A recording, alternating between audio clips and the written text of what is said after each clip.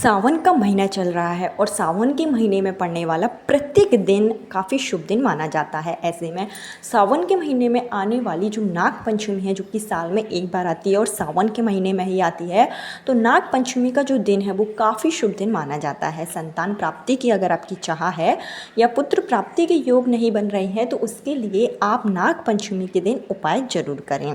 नाग पंचमी के दिन उपाय करने से अगर आपके ऊपर जो भी ग्रह दोष होगा, अगर काल्प सर्प दोष होगा या आपके घर में आए दिन लड़ाई झगड़ा रहता है, कलह का माहौल रहता है, तो ऐसे में नाग पंचमी के दिन आपको उपाय जरूर करना चाहिए। नाग पंचमी का दिन जो कि देवों के देव महादेव के साथ नाग देवता को समर्पित है। ऐसे में अगर आप उपाय करते हैं तो निश्चित ही आपकी मनोकामना पूरी होगी।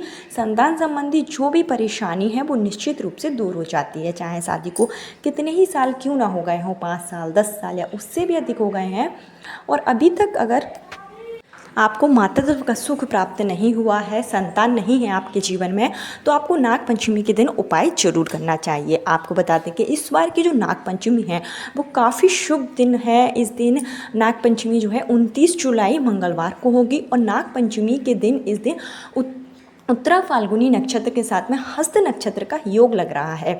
उत्तरा फाल्गुनी नक्षत्र के दिन अगर आप वंश वृद्धि के लिए, संतान प्राप्ति के लिए कोई भी उपाय करते हैं तो वो उपाय आपका निश्चित रूप से फलीभूत होता है। तो आपको बता दें कि 29 जुलाई काफ़ी शुभ दिन है और जो भी निसंतान दंपत्ति है उनको संतान प्राप्ति के लिए इस नाग पंचमी पर उपाय जरूर करना चाहिए। मैं आपको इस वीडियो में बहुत ही साधारण सा उपाय बताऊँगी जिसको अगर आप करेंगे तो निश्चित ही आपके वंश की वृद्धि होगी और संतान प्राप्ति के प्रबल योग उसी दिन से आपके बनने शुरू हो जाएंगे। इस दिन जो नाग पंचमी होगी इसमें शिवावाश योग के साथ में रवि योग का सहयोग है जो कि काफ़ी शुभ योग माना जाता है। तो ऐसे में आपको नाग पंचमी के दिन उपाय जरूर करना चाहिए। किस तरीके से उपाय करेंगे, क्या चीज़ों की इसमें आपको आवश्यकता होगी, इसकी संपूर्ण जानकारी आपको इस वीडियो में दी जाएगी। लेकिन आगे वीडियो शुरू करने से पहले हमेशा की तरह आपसे मेरा विनम्र निवेदन है कि अगर अभी तक आपने मेरा चैनल धर्म ज्ञान पथ को सब्सक्राइब नहीं किया है तो चैनल को सब्सक्राइब जरूर कर लीजिए।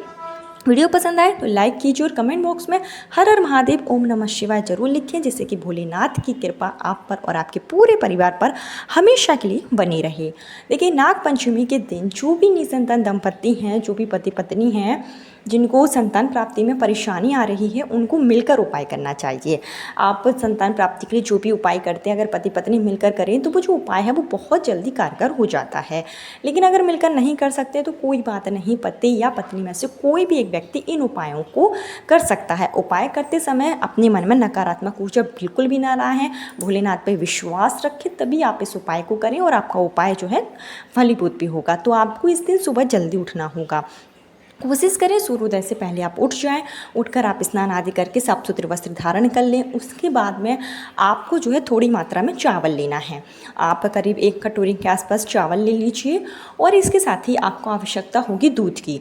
तो आपके पास जो भी दूध है आप कोशिश करें कि गाय का ही दूध आपको मिल जाए और यह दूध लेकर, और इसके अलावा पूजन की जो भी सामग्री है आपके पास, भोलेनाथ की जो प्रिय चीज़ें हैं जो आप सावन के महीने में चढ़ाते हैं, वो सारी ही चीज़ें आप अपनी पूजन सामग्री में लेकर जा सकते हैं। घी का एक दीप जरूर लेकर जाएं और इसके बाद में आपके घर के आसपास कहीं पर भी शिवालय हो वहाँ पर आप जाएं। सबसे पहले जो मंदिर होगा वहाँ की जो चौखट होगी, आपको वहाँ पर जो आप चावल ले गए हैं वो चावल की आपको 7 ढेरी लगा देनी है। यानी थोड़े थोड़ी मात्रा में आप चावल रख दीजिए। जैसे आप नवग्रह वगैरह बनाते हैं उसी तरीके से थोड़ी थोड़ी मात्रा में आपको मंदिर की जो चौखट होगी वहाँ पर चावल रख देना है। 7 जगह आपको चावल रखना है।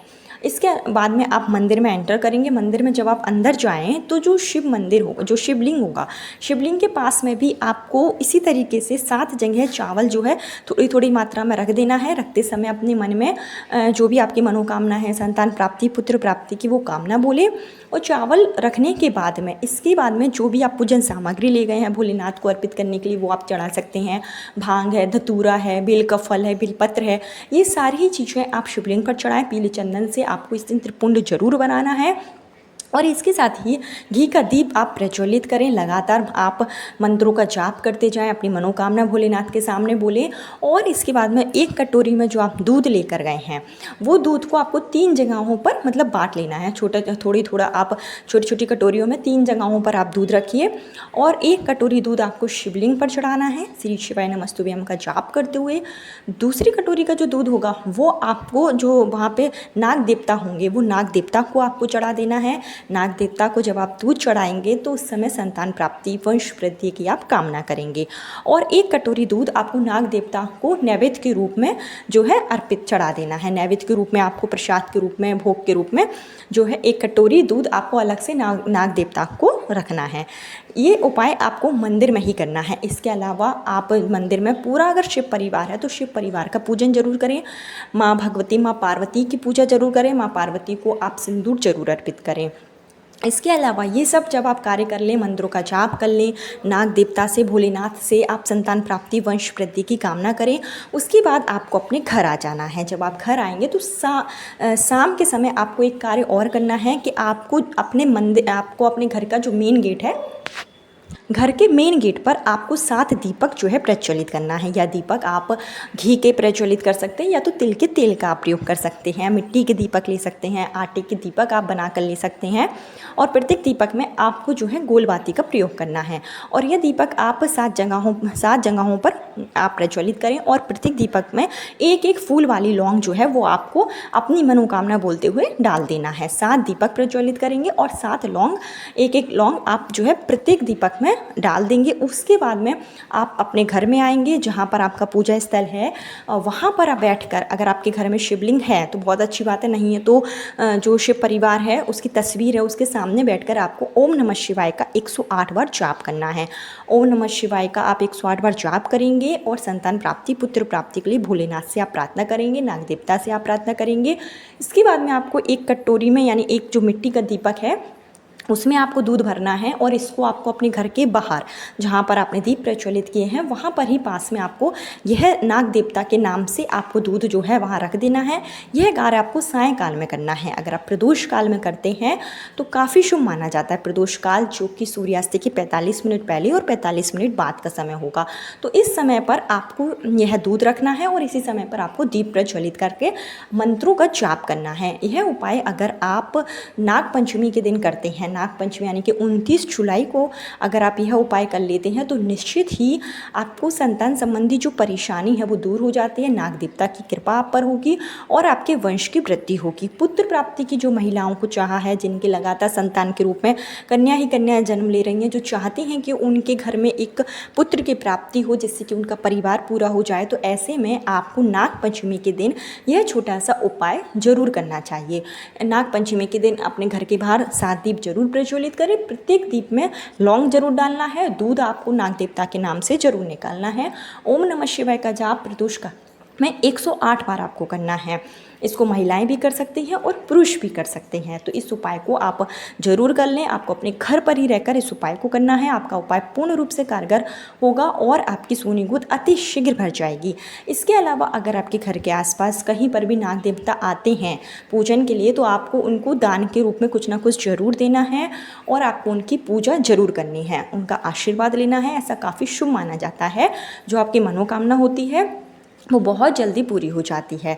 इसके अलावा जो भी पुरुष हैं जिनको काल्प सर्प दोष है या जो महिलाएं हैं जिनको ग्रह पितृदोष वगैरह है तो उनको शिव मंदिर में जाकर इस दिन तांबे के छोटे छोटे नाग नागिन बनवाएं और इसको आप शिव मंदिर में दान कर सकते हैं। शिवलिंग के ऊपर आप चढ़ा सकते हैं तांबे के नाग नागिन।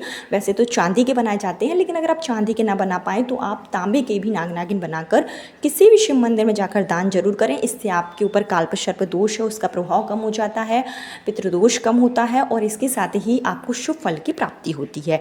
तो ये सब उपाय आप नाग पंचमी के दिन जरूर करें। काफ़ी शुभ दिन है, उत्तरा फाल्गुनी नक्षत्र है, आपको उपाय जरूर करना चाहिए। कल फिर मिलती हूँ नई वीडियो नए उपाय के साथ। जब तक के लिए हर हर महादेव, ओम नमः शिवाय।